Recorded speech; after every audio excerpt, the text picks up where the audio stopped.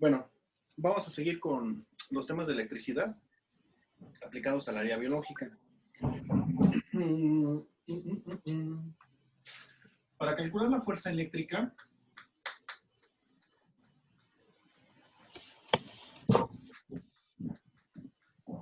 este Coulomb planteó la fórmula de Q1 que multiplica a Q2 por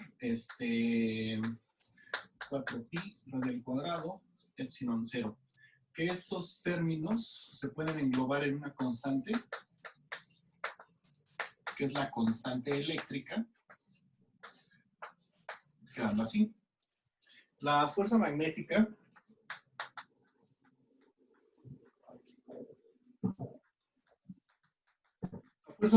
también la había representado con la misma ecuación, quedando de esta manera. La fuerza es igual al polo 1, polo 2, sobre 4pi, aquí el mío 0 va arriba, radio al cuadrado. Ya habíamos mencionado que el epsilon 0 es la permeabilidad eléctrica del vacío y la permitividad.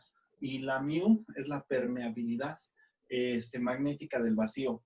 Es decir, es con qué facilidad pueden difundir las cargas eléctricas en el vacío. Y esto es qué tanto pueden penetrar las ondas, las líneas magnéticas en el vacío. Ahondando un poquito más, cuando tienes una carga,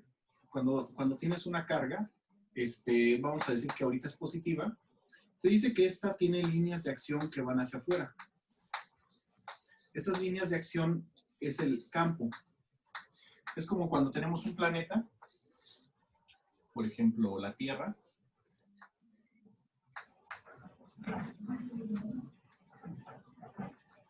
Tenemos aquí la Tierra.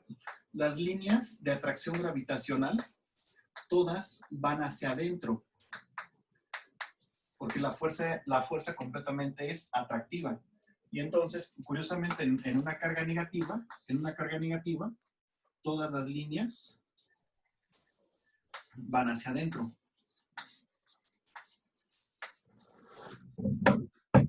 En una carga negativa, los campos eléctricos van hacia adentro. Cuando estamos hablando de fuerzas magnéticas, si tenemos un imán norte-sur, las líneas salen del polo norte y entran en el polo sur. A diferencia del campo eléctrico, que podemos tener las líneas así cerradas, las líneas únicamente así separadas completamente, en un campo magnético, las líneas pueden torcerse y hacer esto. Y de hecho lo hacen. O sea, si nosotros vemos las líneas de un imán, esas líneas de campo hacen esto. Entonces, en un campo magnético son cerradas, en un campo eléctrico son abiertas. Nosotros también podemos sustituir este término por otra constante. Y entonces queda la fuerza magnética. La fuerza magnética es igual a la constante magnética por polo 1, polo 2 sobre radio al cuadrado. ¿Qué tan separados están los polos? Es la fuerza que los junta. Y aquí también, entonces, la fuerza eléctrica es igual a la constante eléctrica por carga 1, carga 2, radio al cuadrado. La gran diferencia es la magnitud de las constantes. La carga eléctrica, la constante eléctrica, su valor ya redondeado es 9 por 10 a la 9 y sus unidades son newtons por metro cuadrado sobre Coulomb cuadrado, que fue Coulomb quien propuso la unidad de carga eléctrica y por eso lleva su nombre. Esta otra, la constante magnética, tiene el valor de 1 por 10 a la menos 7 newtons sobre amper cuadrado. Y amper es la unidad de corriente eléctrica, dando a entender ya, esta es unidad de carga, esta es corriente, o sea, cuánta carga está pasando por unidad de tiempo. Entonces te está diciendo, de hecho, si lo expreso en otras unidades, quedaría así. Sería newton por segundo cuadrado sobre Coulomb cuadrado. No sé si... aquí sería metro. aquí es segundo. Bueno, metro cuadrado, segundo cuadrado, los coulombs cuadrados se mantienen. Dando a entender que entonces esa es la misma constante que esta, pero de una carga que está en movimiento. La diferencia es abismal. Este es 10 a la 9. Estamos hablando de 9,000 millones. Y esta estamos hablando de 10 a la 7. O sea, sería 1 entre 10 millones. O una 10,000 millonésima de fuerza. O sea, la diferencia es abismal. ¿Qué tan abismal? Pues que si nosotros dividimos la constante eléctrica es prácticamente la misma constante magnética, pero dividida entre la velocidad de la luz al cuadrado. Sí, esa velocidad de la luz al cuadrado, de la que habló Einstein, de la energía es igual a la masa, por la velocidad de la luz al cuadrado. Ah, bueno, esta misma luz al cuadrado, velocidad de la luz al cuadrado, estamos hablando. Son pues, magnitudes bastante descomunales. Y entonces es una carga eléctrica se comporta cuando una carga es como una carga magnética cuando se encuentra en movimiento, porque el hecho de que tenga la unidad de segundo, que es el ampere, cuántas cargas por unidad de tiempo están pasando, cuántas cargas por segundo, es una derivada del tiempo, en realidad, como metro sobre segundo, también coulomb sobre segundo es una derivada de tiempo, cuántas cargas están pasando. Entonces, el simple hecho de que tenga una carga, un desplazamiento, involucra que se va a comportar como un polo magnético. De hecho, en un campo magnético habitual, las cargas, que son los electrones, están girando en órbitas circulares y ese patrón que están haciendo en movimiento es lo que ocasiona que muchos materiales sean magnéticos porque tienen sus electrones, que son las cargas eléctricas, en movimiento, nada más que están orientadas y eso es lo que permite que tengan campos. Por ejemplo, uno que me gusta mostrar mucho, aquí tengo dos imancitos, que uso para poner las agujas, que no se anden perdiendo. Aquí logramos ver que están en equilibrio la fuerza magnética y el peso. ¿Por qué? Porque dependen del radio. Bueno, las dos fuerzas dependen del radio. Si aumento el radio, como es al cuadrado, disminuye la fuerza. Si aumento el radio, disminuye la fuerza. Y si el radio disminuye, pues la fuerza aumenta. Entonces, si disminuyo el radio, acerco el imán y gana la fuerza magnética, y entonces el imán va a salir disparado hacia arriba. Si aumento el radio, disminuye la fuerza magnética, y entonces el imán va a salir disparado hacia abajo. ¿Qué es lo que pasa? Y ahí están en equilibrio. El peso con la fuerza magnética. De hecho, se puede utilizar esto como para medir la fuerza de un imán. Tengo varios videos en el canal de eso, por si les interesa. Pero bueno, continuando, me voy a borrar el pizarrón. Bueno, siguiendo con esto, la fuerza es igual a el campo por la carga. De hecho, T es el campo eléctrico. Es un campo eléctrico. Y un campo eléctrico se mide en newtons sobre coulombs. Es el campo eléctrico. Ahora, el campo eléctrico va íntimamente relacionado con el voltaje. De hecho, el voltaje,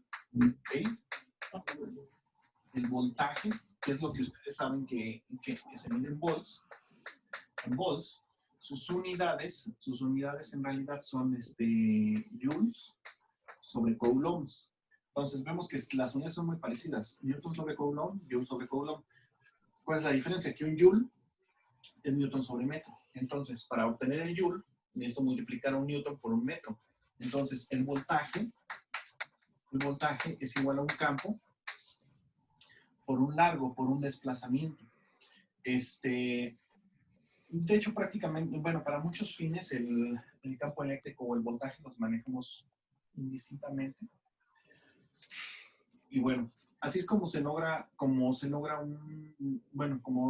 expresa precisamente la fuerza, la fuerza con la que una carga va a poder desplazarse en el espacio, dependiendo del voltaje en el cual esté sometida. Entonces, en el vacío, por ejemplo, yo tengo aquí una carga positiva, entonces todas las líneas Todas las líneas van a ir hacia afuera. Pero, como va a ir disminuyendo el campo con la distancia, bueno, expresado de otra manera, entonces el campo es igual a la fuerza entre la carga. Entonces, el campo, la fuerza es la constante eléctrica, carga 1 por carga 2 entre radio al cuadrado. Pero si estoy dividiendo entre una carga, ya nada más me va a quedar la carga 1 o la carga 2, la carga que sea.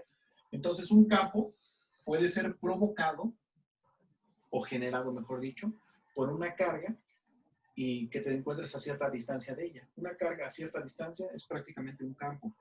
Entonces, ese campo también depende el voltaje también depende de esa distancia. Entonces, vamos a decir que si tenemos una carga aquí voy a tener un voltaje muy alto porque estoy cerca de la carga.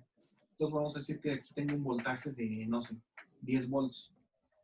Yéndome más para acá, aquí el voltaje es igual a 5 volts. Y yéndome más para acá, aquí el voltaje sería como de 5 volts. No, de 1, porque ya yo usé el 5, de 1. Y así me voy hasta que el voltaje llega a ser 0 cuando te alejas muchísimo de una carga. Y entonces, cuando yo coloco una carga negativa, esta carga negativa se va a ver atraída hacia esta carga positiva por una fuerza. Y esa fuerza depende obviamente del voltaje, con esta misma proporción.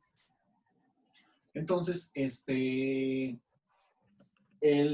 obviamente, entre más cerca esté esta carga negativa de la carga positiva, más rápido se va a ir acercando. ¿Por qué? Porque el voltaje también aumenta.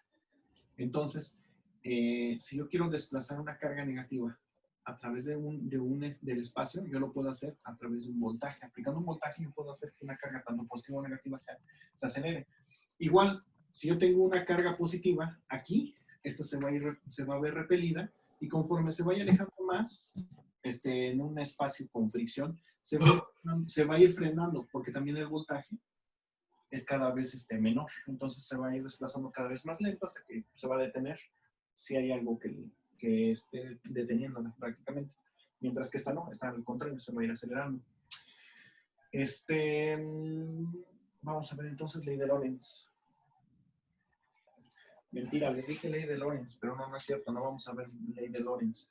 Entonces, en un vacío, en una carga que está en el vacío, vemos que el campo disminuye de esta forma. ¿Qué pasa si aquí tengo mi carga positiva y aquí tengo una carga negativa? Bueno, pues vemos que el campo va disminuyendo de esta manera. Pero si yo pongo un material conductor, algo que conduzca la electricidad, por ejemplo, un metal, entonces, si yo pongo un metal aquí, y digamos, si aquí tenía un voltaje de 10 volts,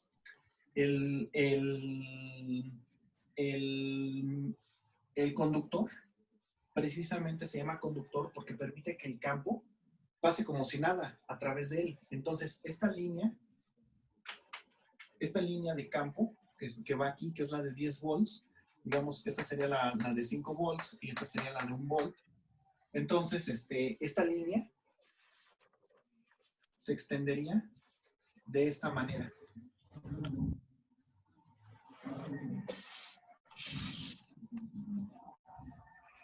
Se extendería de esta manera. Esta otra, la de 5 volts, haría más o menos lo mismo. Bueno, más bien hace lo mismo exactamente. Esta otra también.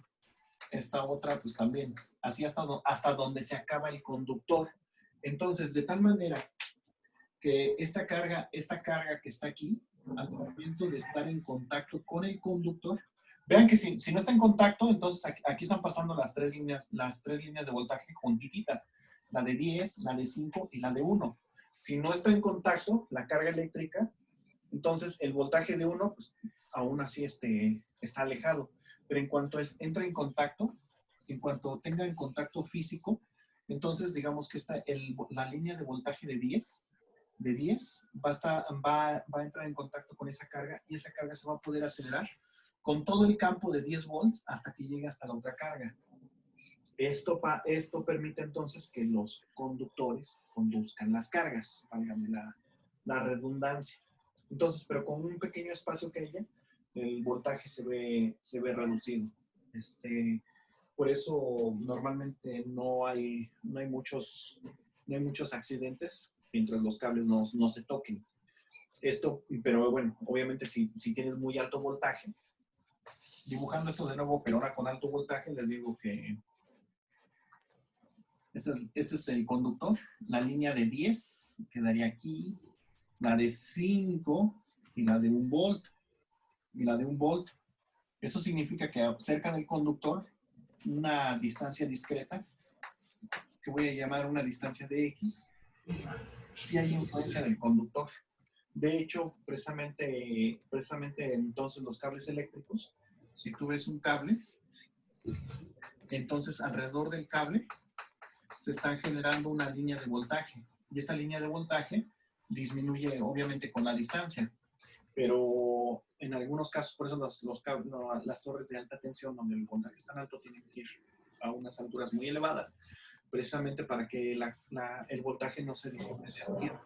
Porque la Tierra absorbe muy bien las cargas eléctricas. El voltaje de la Tierra siempre se refiere a cero. Siempre se maneja el nivel de Tierra como cero completamente.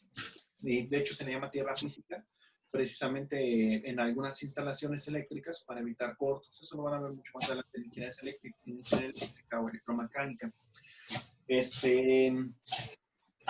Pero bueno, entonces por eso en algunas torres que pasan a alturas cercanas a un cerro o algo así, que una persona está relativamente cerca del cable, no necesita ni siquiera tocarlo para sentir la corriente eléctrica en sí.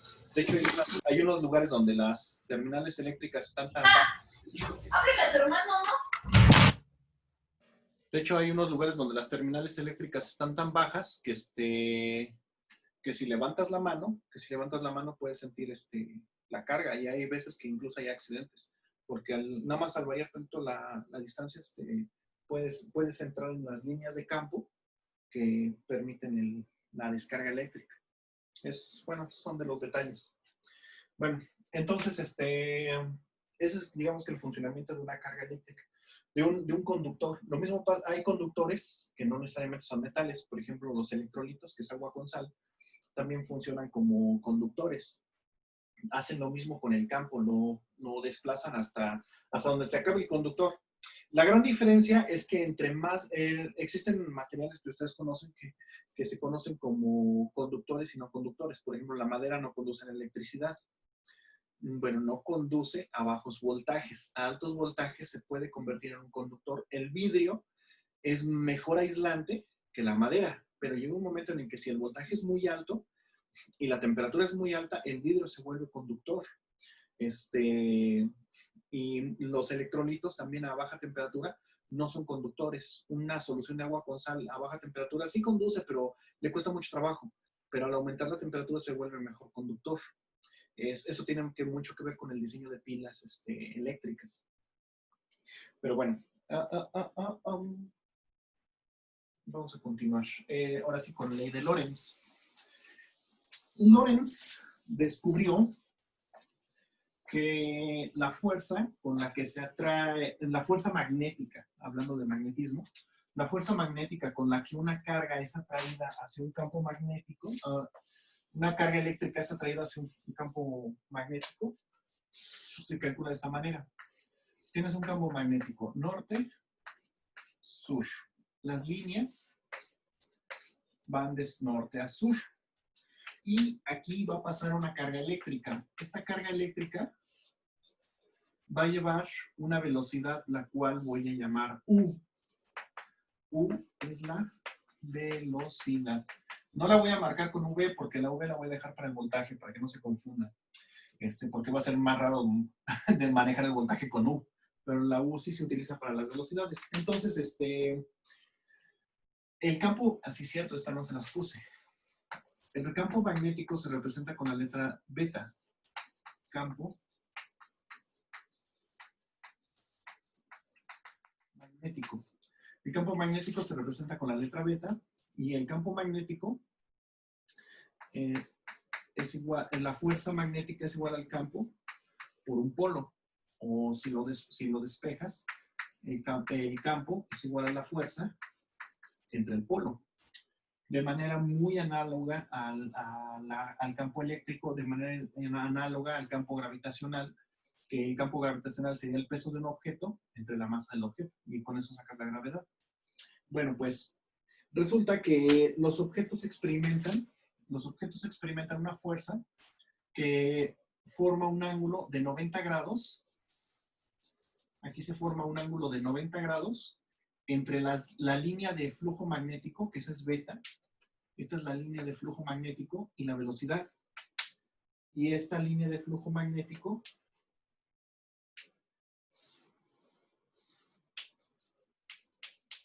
perdón, y esta es la fuerza, y esta fuerza forma un ángulo de 90 grados con este otro plano.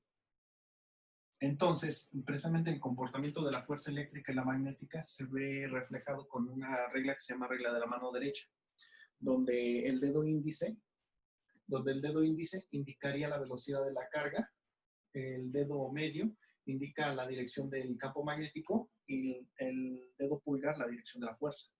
Entonces, siempre va en esta dirección. Si tú rotas uno, por ejemplo, en este caso, el campo magnético va en esta dirección. Para cambiar, si yo cambio el campo magnético, la regla dice que rotaría toda la mano así. Y entonces la fuerza va hacia abajo. Nuevamente, si yo hago esto, si están así las direcciones, y yo invierto la carga, la única forma en la que la carga se vería invertida, perdón, la dirección de la carga, es que haga esto. Entonces también se invierte la dirección de la fuerza. Y eso es como se explica más o menos entonces el desplazamiento de una carga eléctrica en un campo. Hay otra que es aplicación de la ley de Lorentz. Esta no les escribí, se llama ley de Lorentz. Es exactamente lo mismo, norte, sur, pero si en vez de que tengas una carga que se está moviendo, tienes un conductor, un alambre de largo L que conduce una corriente I, entonces las líneas de flujo magnético van así. Entonces, entre el largo del alambre y el flujo magnético se forma un ángulo. Y ahí la fuerza con la que se ve movido el alambre depende directamente de ese ángulo. También tengo varios videos en el canal de eso, por si lo quieren ver. Esa es ley de Lorentz. Bueno, ya aplicándolo ahora a sistemas biológicos, esto que acabamos de ver se traduce en lo siguiente. Una forma muy, muy buena de identificar sustancias es por algo que se llama electroforesis. La electroforesis permite separar las sustancias de acuerdo a su carga eléctrica, a su magnitud de carga eléctrica. Entonces, por ejemplo, si algunas sustancias poseen cargas permanentes, cargas permanentes o parciales dependiendo de la sustancia. Por ejemplo, las aminas, las sustancias que tienen nitrógeno. Por ejemplo, este es amoníaco. El amoníaco, si yo lo hago reaccionar con ácido clorhídrico, se va a formar esto, cloruro de amonio. El cloro de amonio en agua se puede disgregar en esto. El cloro carga una carga negativa y con eso se dice que ya se llama ion cloruro. El amonio una carga positiva. Y estos son separables mediante campo eléctrico.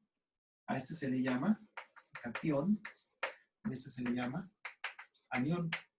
Y entonces, si yo los tengo en un electrolito, y yo aquí les pongo unos cables eléctricos, aquí voy a aplicar una carga positiva, y aquí voy a aplicar una carga negativa, entonces el cloruro se va a ir al positivo, el amoníaco se va a ir se va a ir al negativo, el amoníaco.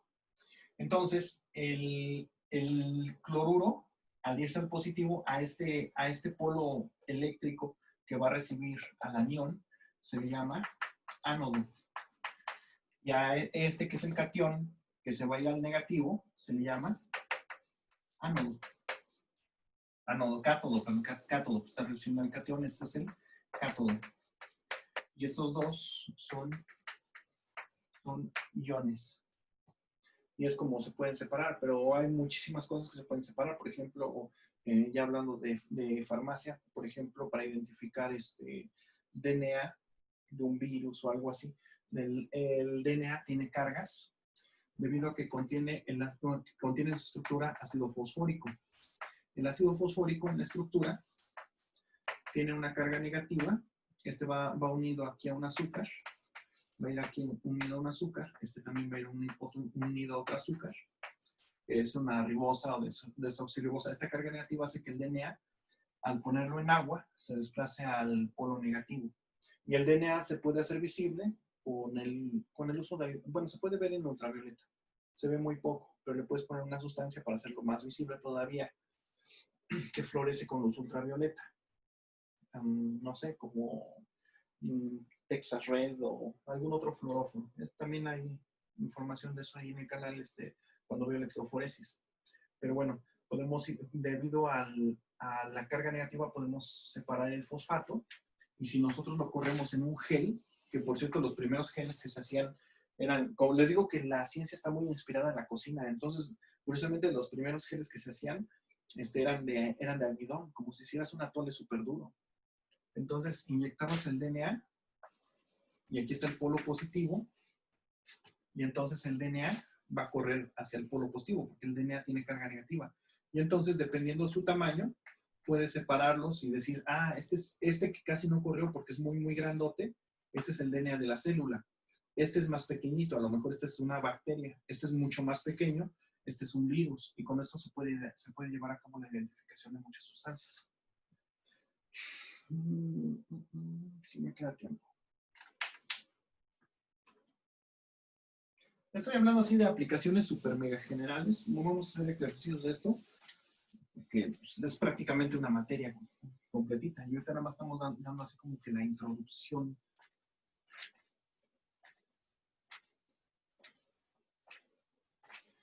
Para fines de su carrera, porque no van a trabajar mucho con física cuántica, vamos a decir que la partícula más pequeña que van a trabajar son los fotones. Los fotones tienen la característica de que no poseen carga propia por sí solos y sin embargo son algo que se le llama partícula y antipartícula al mismo tiempo. De eso sí voy a hablar. Partícula y antipartícula. Por ejemplo, los electrones tienen... No, mejor lo pongo acá. Los electrones tienen una antipartícula. Los electrones tienen una antipartícula que se llama positrón. Estos tienen carga negativa, estos tienen carga positiva. Y cuando se juntan los dos, tanto el electrón como el positrón, ambos se aniquilan completamente. El protón tiene una partícula, tiene un antiprotón. El protón tiene carga positiva, el antiprotón tiene carga negativa completamente. Y tiene la característica de que también cuando se juntan dos partículas, el protón y el antiprotón, se aniquilan mutuamente. Y cuando se aniquilan, generan fotones. Y los fotones se pueden sumar, les digo que son partícula y antipartícula al mismo tiempo, se pueden sumar si están, digámoslo así, en fase. Ahorita vemos qué es eso. Son ondas, por lo tanto se pueden estar en fase. Y se pueden aniquilar si no están en fase. Por lo tanto es una partícula y una antipartícula al mismo tiempo. Los fotones se puede decir que es una forma muy pura de energía. Cuando un fotón se le pega a un electrón, le confiere energía y viajan juntos. Digamos, vamos a representar el fotón así y el electrón así. Entonces, cuando tengo un electrón y llega el fotón y se le incrusta, adquiere muchísimo más velocidad. De hecho, así es como se ve. Entonces, por ejemplo, en un átomo de hidrógeno, Cuando yo tengo un átomo de hidrógeno, si tengo una carga positiva aquí, y tengo mis electrones girando en el orbital, ahí están, y le llega un fotón, este fotón le confiere más energía y entonces al girar más rápido, este va a brincar a otro nivel de energía que está más afuera, y entonces eso al llegar el fotón, lo hace que brinque hacia afuera, esta distancia. Y si se quiere regresar a su mismo, al nivel que tenía antes, si se quiere regresar a su mismo nivel, entonces lo que va a tener que hacer es desprenderse del fotón. Pero eso es lo que hace un fotón. Un fotón es capaz de acelerar a un electrón. Ahorita ven por qué hago esta analogía. Ya se me fue el tiempo. Yo creo que sigo con esto, en lo que se acaba. Un electrón pesa aproximadamente 2000 veces más que un fotón. Y vean, o sea, es la enorme analogía. Un fotón, aunque es 2000 veces más chiquito, es capaz de acelerar una masa 2000 veces más grande. Hoy tenemos la analogía hacia el átomo. No, pues ya se acabó el video.